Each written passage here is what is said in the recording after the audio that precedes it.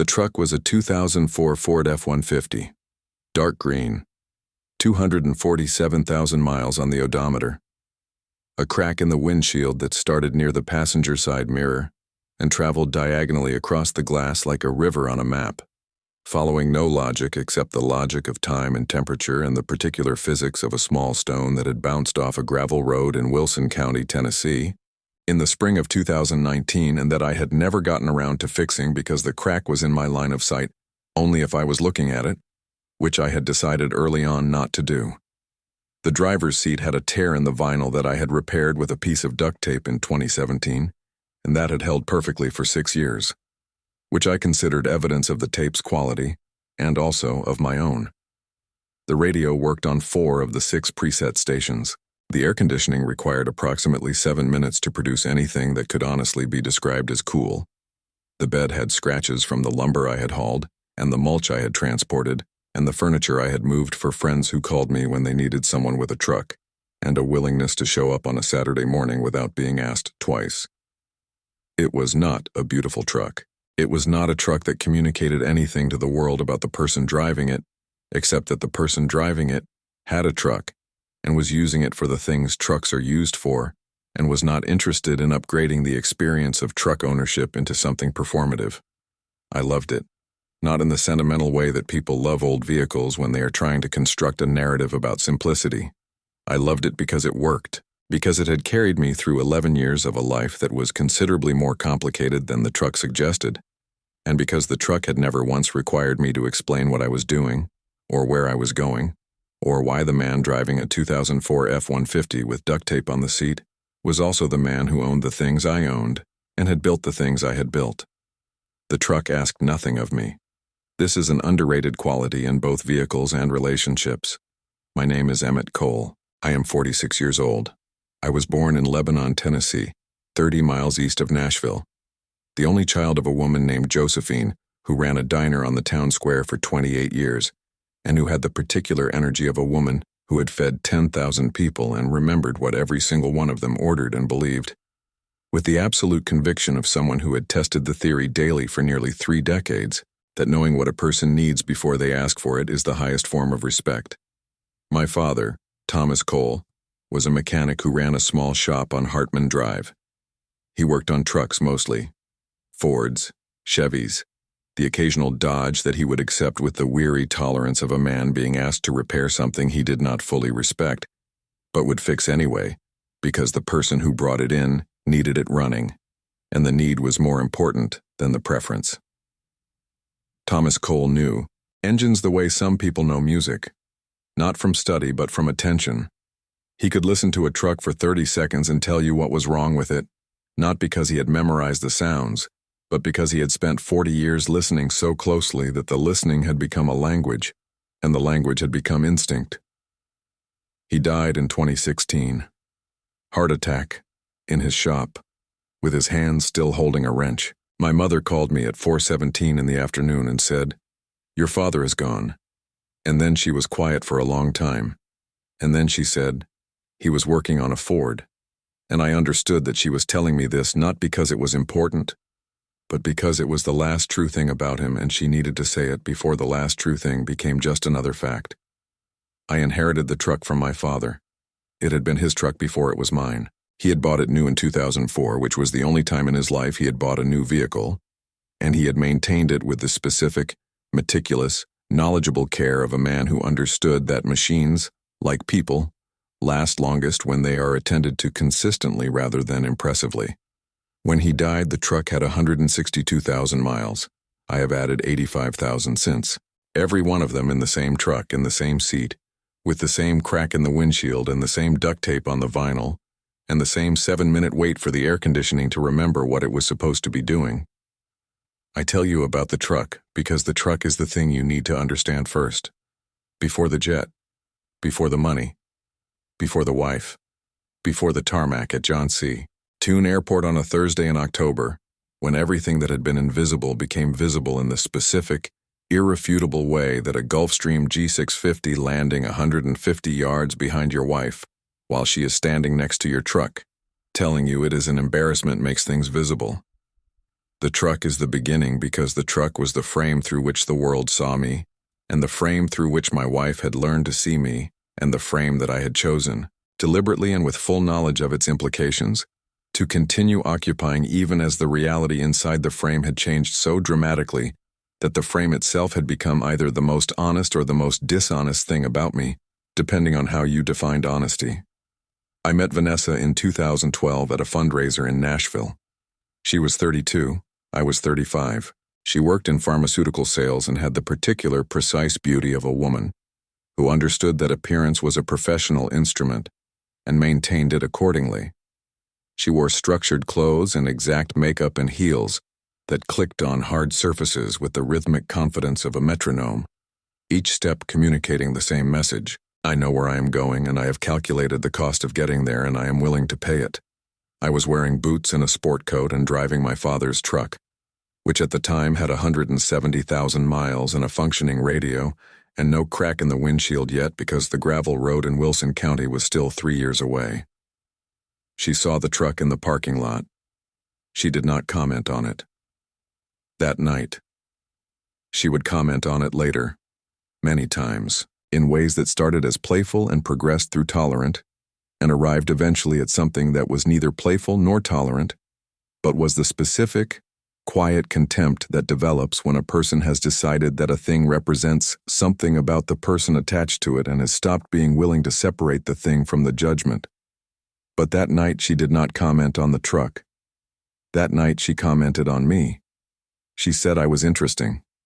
She said interesting the way people say it when they mean I have not figured you out yet, and the not figuring out is more engaging than most of the things I have already figured out. We dated for 2 years. We married in 2014.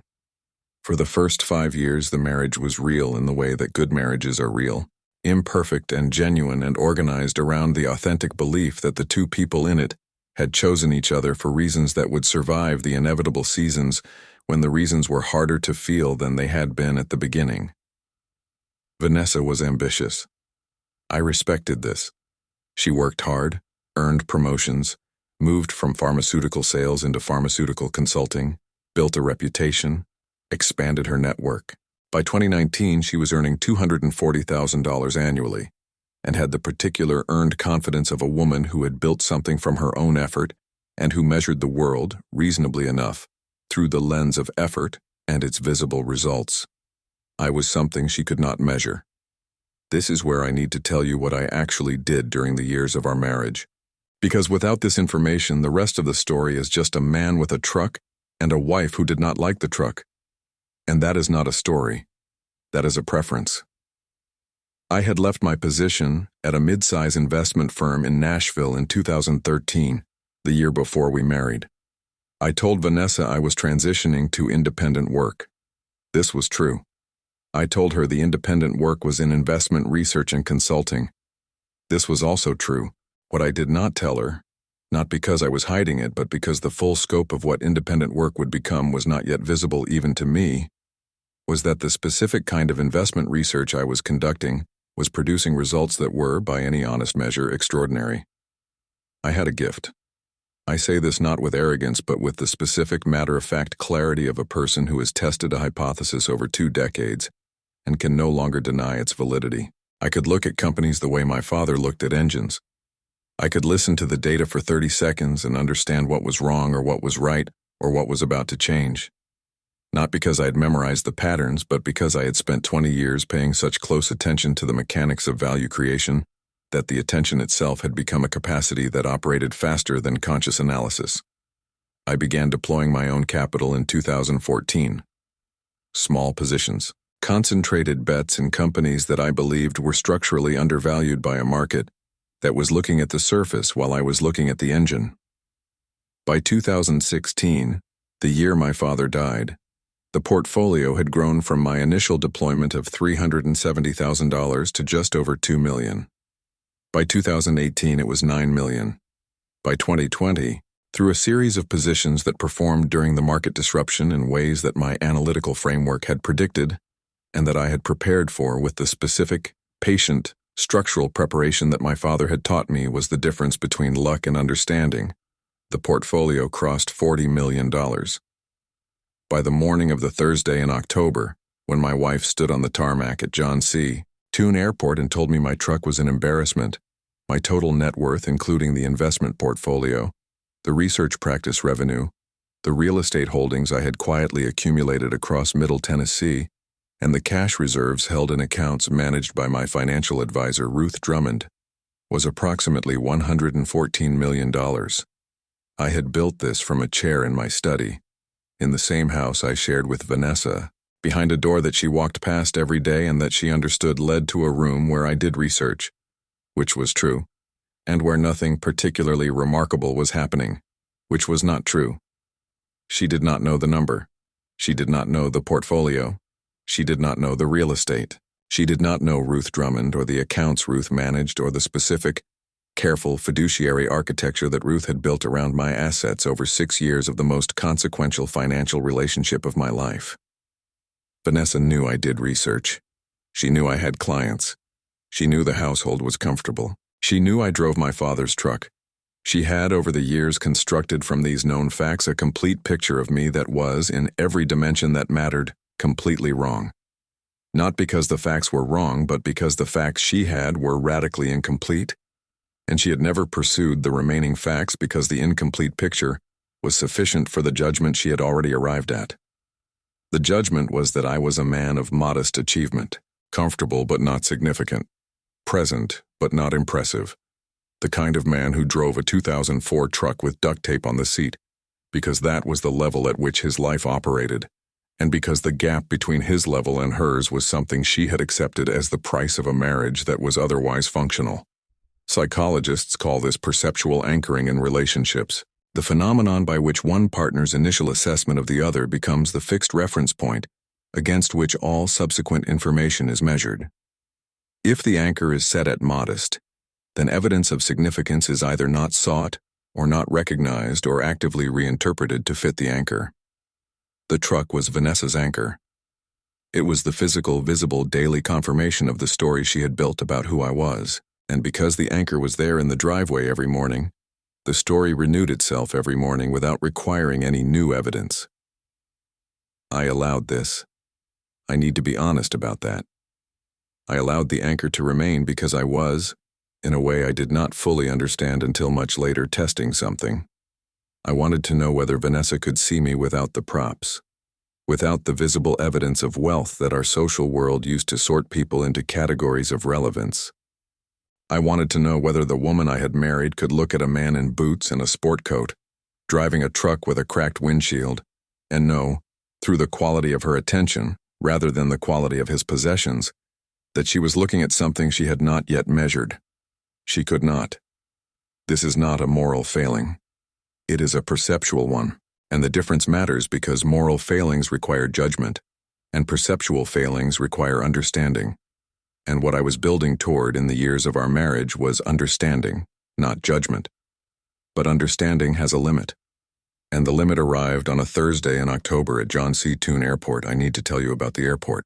I need to tell you about it carefully because it is the hinge of the entire story, and hinges deserve to be examined with the attention they require. John C. Toon Airport is a general aviation airport on the west side of Nashville. It handles private aircraft, charter flights, corporate jets, the kind of traffic that does not go through the main terminal at BNA, because the people and the planes involved have moved beyond the infrastructure of commercial travel into the infrastructure of private aviation, which is a different experience in the way that a different language is a different experience, not just in vocabulary, but in the fundamental assumptions about how movement works. I had purchased access to a Gulfstream G650 through a fractional ownership program 18 months earlier. The G650 is a long-range business jet that seats up to 19 passengers, and that costs, depending on configuration, between $65 and $70 million. Fractional ownership meant I did not own the entire aircraft. I owned a share that entitled me to a specific number of flight hours per year. The share I had purchased cost approximately $4.2 million and entitled me to 200 hours annually, which was more than I needed and exactly what I wanted, because the ability to move without the constraints of commercial scheduling had become, over the previous 2 years, the single most valuable operational tool in my investment practice. I flew to meetings in New York and Chicago and San Francisco. I flew to inspect real estate holdings I was evaluating in markets across the Southeast. I flew because the research I was conducting required me to be in places quickly, and because the cost of the fractional share was, relative to the portfolio it served, a rounding error. Vanessa did not know about the jet. She did not know because I had not told her, and because the fractional ownership was structured through my investment entity, Cole Capital LLC, which was managed by Ruth Drummond and administered through a law firm in Nashville, and which existed in the specific, deliberately separate financial architecture that I had built around my assets beginning in 2017, when the portfolio had crossed the threshold at which structural protection became not just advisable, but necessary. Vanessa knew about Cole Capital the way she knew about my research practice, vaguely, peripherally, in the way that spouses know about things they have been told about but have not investigated because the telling was not dramatic enough to provoke investigation. Now, the Thursday. The reason we were at John C. Toone Airport was that Vanessa had organized a client event at a private hangar that one of her consulting firm's clients used for corporate hospitality. The client was a regional healthcare company that was courting a group of investors for a new initiative, and the event was designed to impress the investors with the kind of curated, high-end experience that communicates seriousness and resources, and the particular flavor of success that smells like jet fuel and catered lunch and leather seating. Vanessa had asked me to come, not because she wanted me there, because she needed the appearance of a complete personal life at a professional event, and because couples at these events provided the social architecture that made the professional interactions feel human rather than transactional. I said I would come. I drove the truck. When I pulled into the airport parking area, Vanessa was standing near the entrance to the private hangar with two of her colleagues and a woman I did not recognize who was wearing the kind of outfit that communicates money through restraint rather than display. They were talking. Vanessa saw the truck before she saw me. I know this because I watched her face. I was 30 yards away, pulling into a parking space, and I watched her register the truck first and then register me behind the windshield, and then register the sequence of those two registrations in the way that told me everything I needed to know about which one mattered more. I parked. I got out. I walked toward the group. Vanessa excused herself from the conversation and walked toward me. She was smiling, but the smile was the smile she used when she was managing something, the professional smile, the smile that performed warmth while concealing calculation. She reached me approximately 15 yards from the group, far enough that her voice would not carry. She said, "You drove the truck." I said, "Yes." She said, "Thomas, I told you this was a professional event. There are investors here. There are people who matter here." I said I drove the truck because it is what I drive. She said, "It is embarrassing." It has been embarrassing for years, and I have been patient about it, but today is not the day for patience. Today is the day when people are going to see what you drove here in, and they are going to make judgments, and those judgments are going to extend to me. I looked at her. I looked at the woman I had been married to for 9 years, and who was standing on a tarmac at a private aviation airport, telling me that the truck my father had maintained and driven and loved and left to me was an embarrassment. I said, "The truck is fine. It runs well. It got me here." She said, "That is not the point, and you know it. The point is what it says. The point is what it communicates. Thomas, you are a man who does research from a home office and drives a 20-year-old truck. And I have spent 9 years building a career that puts me in rooms with people who operate at a level that you have never operated at. And the least you could do is not make that gap visible in front of the people I work with." She said the words, "people who operate at a level that you have never operated at," with the specific, practiced confidence of a woman who had said something similar many times in her own head, and had finally, on a tarmac, in the October sun, in front of a hangar full of investors, let the internal version become the external one. I stood with it. I let it land. I let it be exactly as heavy as it was. Then I heard the sound. Not immediately. The sound built the way jet engines build, from a low frequency you feel before you hear to a mid-range presence that becomes the dominant sound in the environment, to the specific, unmistakable roar of a Gulf Stream on final approach, the sound of $70 million of aerospace engineering descending toward a runway at 140 knots with the particular, controlled power that is the auditory signature of an aircraft that was built for people who have moved beyond the question of whether they can afford to fly and into the question of how they want to experience the air. Vanessa turned toward the sound.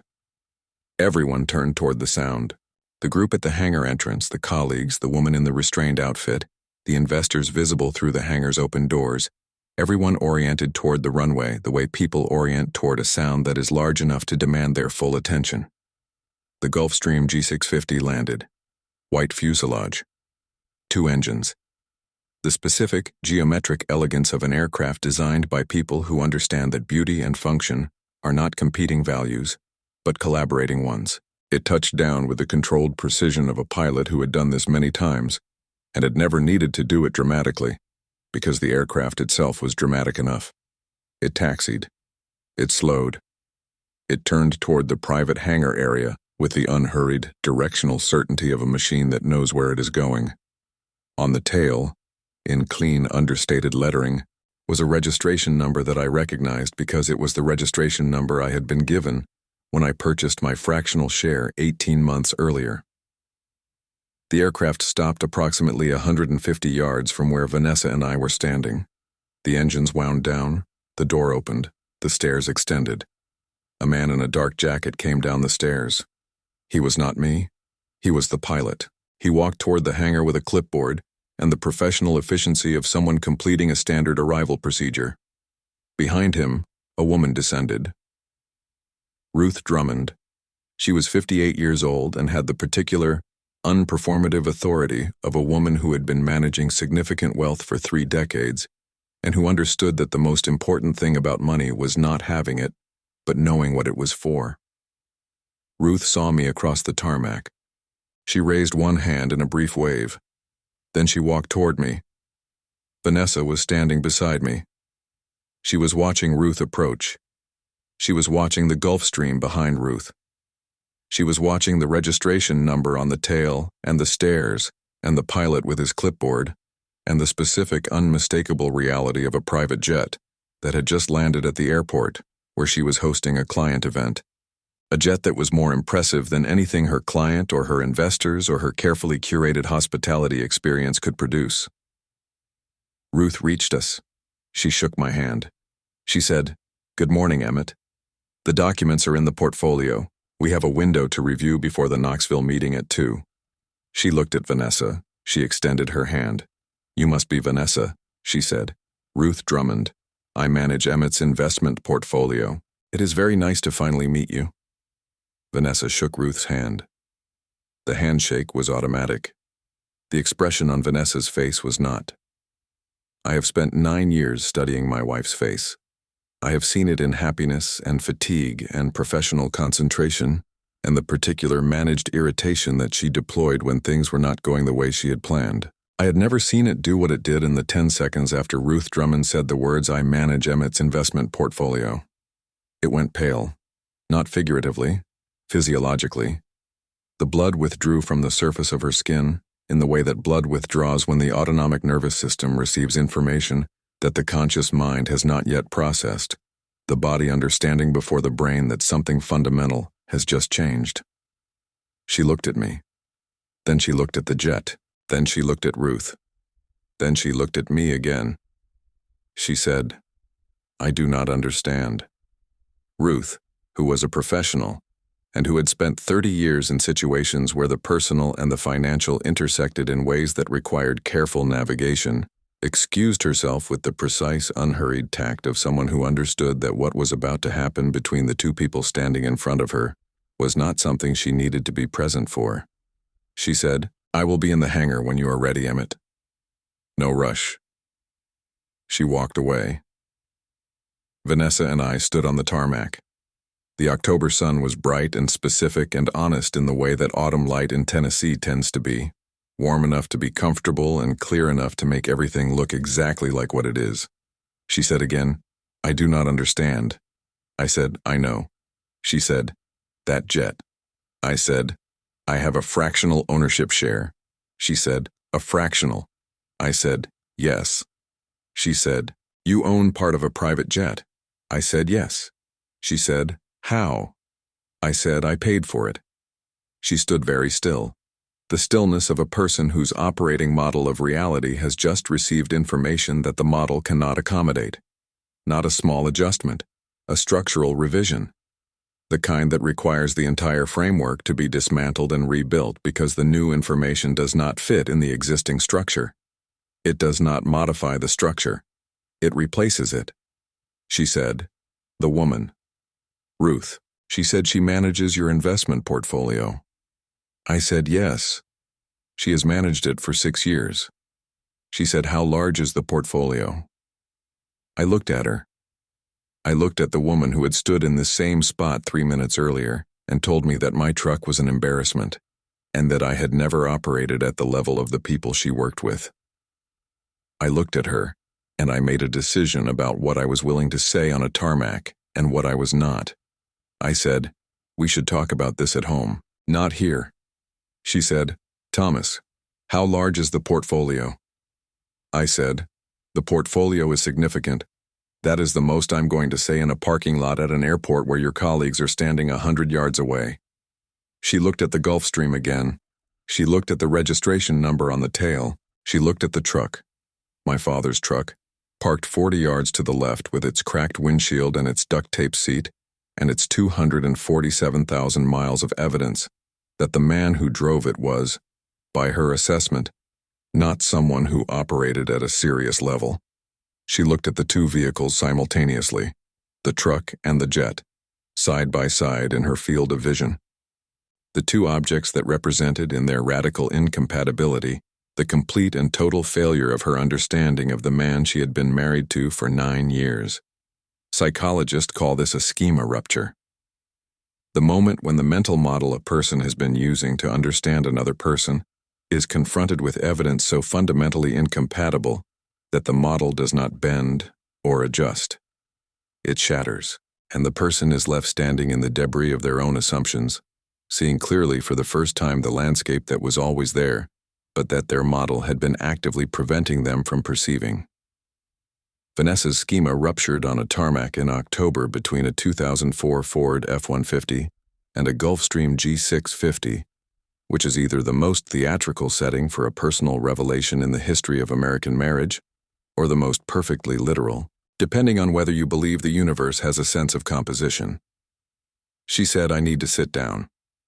I said, "There are chairs inside." She said, "I cannot go inside. Not right now. Not with my colleagues." I said, "Then let us sit in the truck." She looked at me. I could see the sentence forming behind her eyes, the resistance to the suggestion, the instinct to refuse because the truck was the thing she had just been mocking, and sitting in it now would require a recalibration she was not ready to perform. Then she walked to the truck. I opened the passenger door for her. She sat down. She looked at the cracked windshield and the duct tape on the seat and the dashboard that had been sun-faded on the driver's side for 10 years, and that my father had never bothered to cover because he believed that sun damage was evidence of use and use was evidence of living. I sat in the driver's seat. I closed the door. The tarmac noise reduced. The interior of the truck was warm and quiet and smelled the way it always smelled, faintly of motor oil and cedar, because my father had kept a small block of cedar under the seat for reasons he never explained, and that I had never removed, because removing it would have been removing the last physical evidence of his presence in the vehicle, and I was not ready to do that, and suspected I never would be. We sat in the truck, in my father's truck, on a tarmac, at a private aviation airport, with a Gulfstream G650 parked 150 yards behind us. She said, "Tell me." I told her. I told her about leaving the firm in 2013, about the early positions, about the analytical gift that I had inherited from a father who listened to engines and heard what was wrong before the engine knew it was wrong, about the portfolio growing from 370,000 to 2 million, to 9 million, to 40 million, to 114 million across 11 years of concentrated, patient, structurally disciplined investing. I told her about Cole Capital LLC, about Ruth Drummond and the 6 years of fiduciary management, about the real estate holdings across Middle Tennessee, about the fractional jet ownership and the 200 flight hours and the meetings in New York and Chicago and San Francisco that she had understood as research trips, and that had been in fact research trips conducted at an operational level she had not imagined. I told her about the specific, deliberate choice to continue driving the truck, not as a disguise, not as a test, as a statement about what I believed mattered, as a daily practice of the principle my father had lived by, that the value of a thing is not determined by its appearance but by its function, and that a truck that works is worth more than a truck that impresses, and that a person who understands this distinction has understood something about value that most people never learn. I told her all of this in the cab of the truck with the cracked windshield and the cedar block under the seat and the Gulf Stream behind us and the October light coming through the glass at the specific angle that made everything in the cab visible without being harsh. When I finished, she was crying. Not the managed, careful crying of a woman who is performing emotion.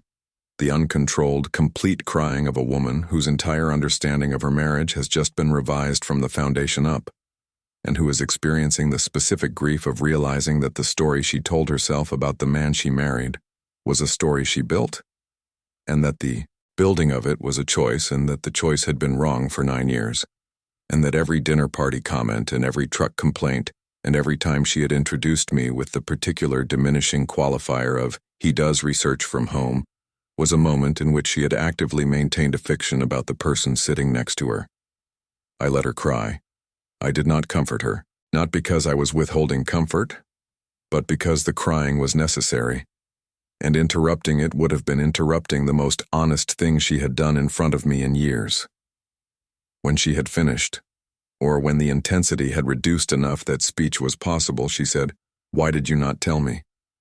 The question, the inevitable question, the question that every person asks when they discover that the person beside them was larger than the frame they had been seen through.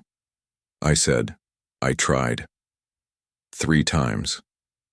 The first was in 2017, when the portfolio crossed 5 million, and I felt it had become significant enough to warrant a full conversation. I brought it up at dinner. "You were preparing for a quarterly review at your firm. You said, 'That is great, honey. Can we talk about it this weekend?' We did not talk about it that weekend or any weekend after." She looked at her hands. I said, "The second time was in 2019. I told you I was thinking about a significant financial decision and that I wanted your input. You asked if it could wait, because you were hosting a client dinner and needed to focus. The significant financial decision was the fractional jet purchase. I made it without your input because your input was not available." She was very still. I said, "The third time was in 2021. I asked if we could sit down together and go through our complete financial picture.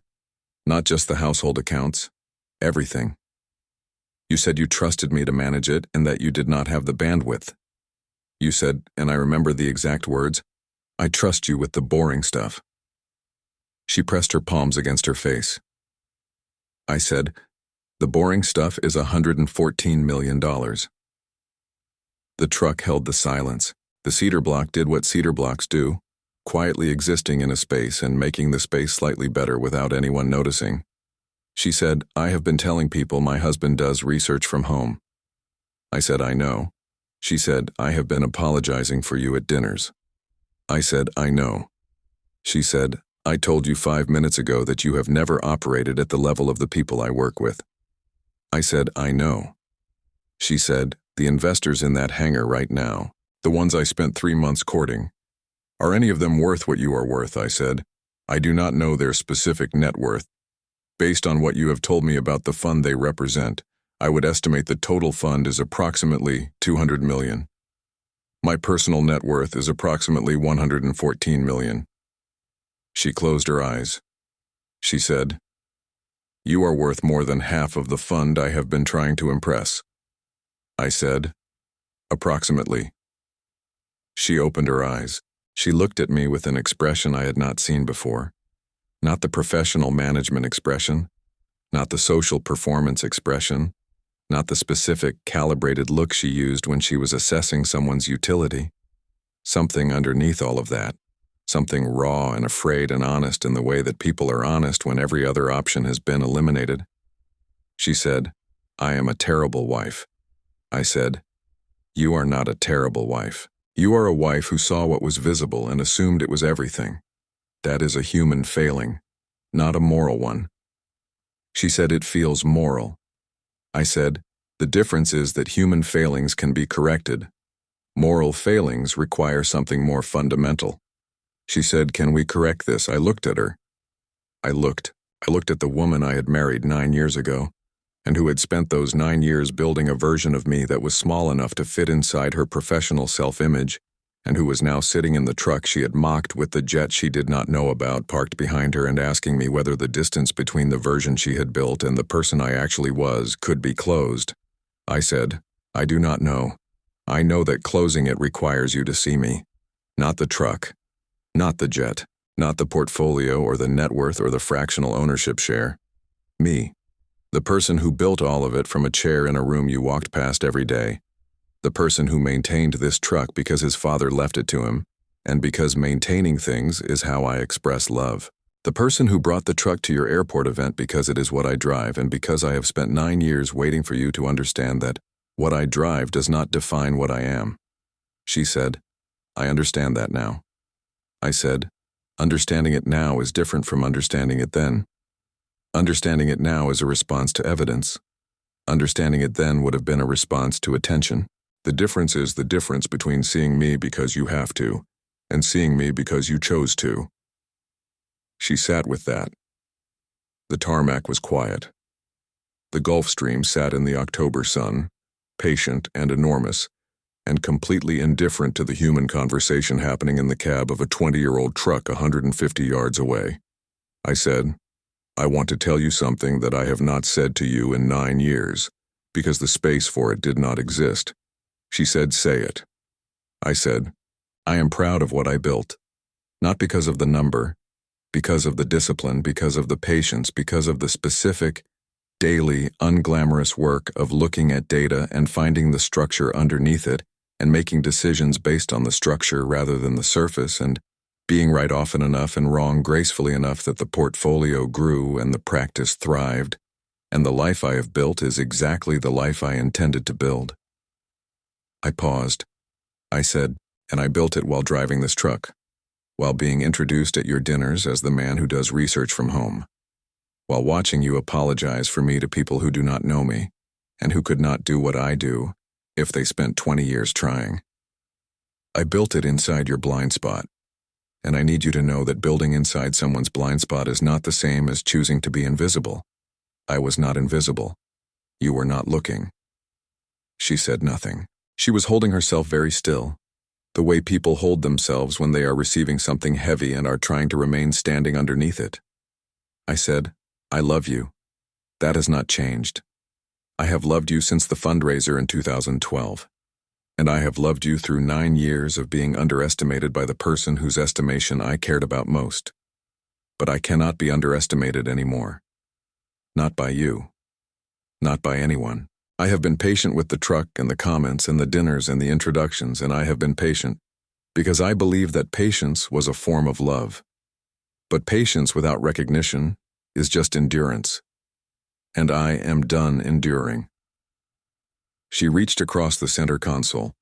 She put her hand on my hand. Not the automatic, reflexive touch of a wife performing connection.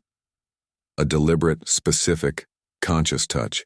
The touch of a person who is reaching for something they understand they almost lost.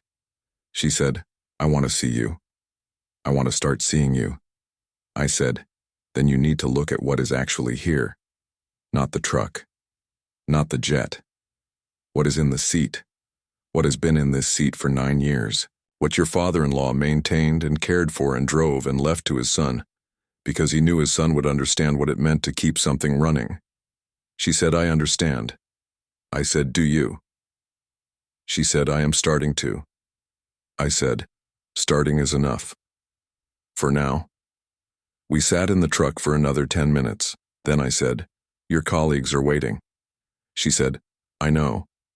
She opened the door. She stepped out onto the tarmac. She looked at the hangar. She looked at the Gulf Stream. She looked at the truck. She said, "Will you come inside?" I said, "Yes." She said, "How do I introduce you?" I looked at her. I looked at the woman who had spent 9 years introducing me as the man who does research from home, and who was now standing on a tarmac asking me how to introduce me to a room full of people who were, by any financial measure she cared about, operating at a level significantly below mine. I said, "Introduce me as your husband. That has always been enough." She nodded. She took my hand. We walked toward the hangar. "I want to speak to you now, to the person who is driving the truck, the old truck, the truck with the miles and the duct tape and the cracked windshield, the truck that communicates to the world a version of you that is radically, comprehensively, almost comically incomplete. I want to speak to the person whose spouse or partner or family or colleagues have looked at the truck and concluded that the truck is the story, that the visible thing is the whole thing, that what can be seen from the parking lot is an adequate summary of what exists in the study and the portfolio and the life that has been built in the hours when no one was paying attention. I want to tell you something that took me 11 years and a tarmac and a Gulfstream landing behind my wife while she was telling me I was an embarrassment to understand completely. The truck is not the point. The jet is not the point. The $114 million is not the point. The point is the chair in the study. The point is the daily, unglamorous, unwitnessed work of sitting down and paying attention to the things that matter, and building from that attention something that holds up under scrutiny, and that grows under patience, and that compounds under discipline, until the thing you have built is so large that it can no longer be contained by the frame that other people placed around you. The frame was always too small. Not because the people who placed it there were cruel, because the frame was built from the evidence they had, and the evidence they had was the evidence they were willing to look at. The truck, the home office, the modest professional presentation, the quiet dinner companion who was introduced with diminishing qualifiers and who smiled and passed the bread and went home and sat in the study and moved numbers that would have reorganized every room he had ever been diminished in. The frame was their limitation, not yours. Your limitation was patience. Your limitation was allowing the frame to persist because you believed that eventually the person who placed it would look more carefully and see what was inside it. Your limitation was the beautiful, stubborn, irrational faith that love should produce seeing without the requirement of evidence. It does not always work that way. Sometimes the evidence has to land, literally, on a runway, 150 yards behind the person who needs to see it. But here is the thing about the landing, the thing that matters more than the Gulfstream or the tarmac or the expression on someone's face when they realize they have been wrong about you for 9 years. The landing did not create what landed. You did. In the chair, in the study, in the hours between 9 at night and 1 in the morning, in the concentrated, patient, structurally disciplined work of paying attention to the engine underneath the surface and understanding what is actually there rather than what appears to be there. You built the thing that landed. You built it while driving the truck. You built it while being underestimated. You built it while people who loved you described your work as small scale, and your vehicle as embarrassing, and your operational level as beneath the level of the rooms they were trying to impress. You built it anyway, and it is still there, on the tarmac, in the portfolio, in the study, in the practice, in the specific, quiet, compound evidence of a life that was built by a person who understood something about value that most people never learn. The thing my father knew, the thing he taught me with wrenches and engines and a block of cedar under the seat. That value is not what you show. Value is what you maintain. Tonight. Go to the space where your real work lives, the study or the workshop or the garage or the kitchen table or the garden or wherever the chair is that you sit in when you are doing the thing that matters most and that the fewest people know about. Sit in it.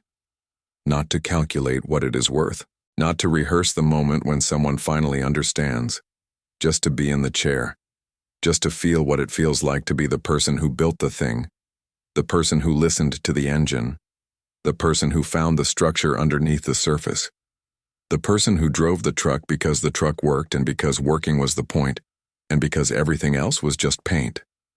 That person is you. That person has always been you. The truck does not define you. The jet does not define you. The tarmac and the landing and the expression on someone's face when they finally understand do not define you. The chair defines you. The work defines you. The hours define you. And the hours have been building something that is, by any honest measure available to me or to you or to the world, that is going to catch up eventually. Magnificent. Let it land. Not for them, for you. Because you built it. And it deserves to arrive. And the person who built it deserves to be standing there when it does. Next to the truck. In the October sun. With the cracked windshield and the duct tape and the cedar block and 247,000 miles of evidence that the man who drove it was never, not for one single mile, as small as anyone needed him to be. You were always the whole thing. The truck and the jet, the patience and the proof, the invisible work and the undeniable landing, all of it. Yours. Let it land.